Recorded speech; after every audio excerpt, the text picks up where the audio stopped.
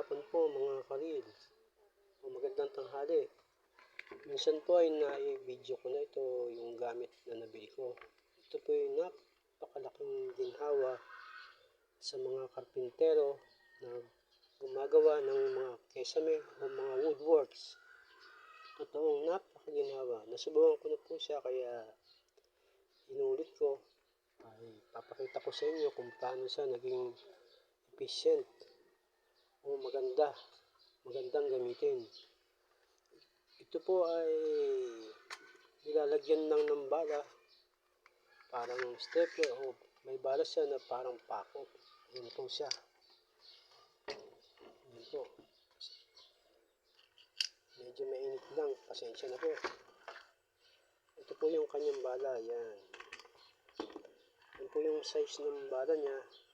Kung pinagmulan, alam naman po natin, ang bansa na to ay magaling sa mga ganyang bagay sa paggawa. Ito po ay napakagandang gamitin. Kasi po ako ay nagkesame, ginamit ko siya, hindi ko na kailangan pang magpok ng martilyo. Agad-agad, paglapat ng plywood, dikit ka agad siya sa kahoy. Yan po. Yan po yung kanyang bala.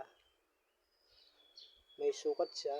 Ang sukat niya ay ito pong mismong case na pinaglalagyan ng bala. Yan po yung sukat.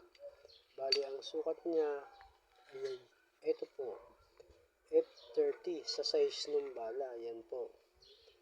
Papakita ko po sa inyo ang kapirasong bagay kung paano ko ito ginamit para malaman nyo na napaka-efficient niya siyang gamitin. So, maraming salamat po.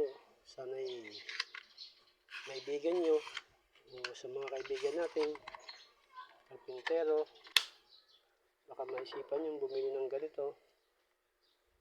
Hindi ko na po sasabihin kung ano siyang brand. Marami po siyang brand. Kayo na po ang bahalang pumili. Ang mahalaga po ay nagkaroon ako ng konting bagay na ma-share sa inyo. O kung kayo man ay meron na nito, maraming salamat din. Naway, pare-pares tayong maginawahan sa paggamit o sa paghanap buhay. Maraming salamat po sa inyo. God bless po. Mabuhay po tayong lahat.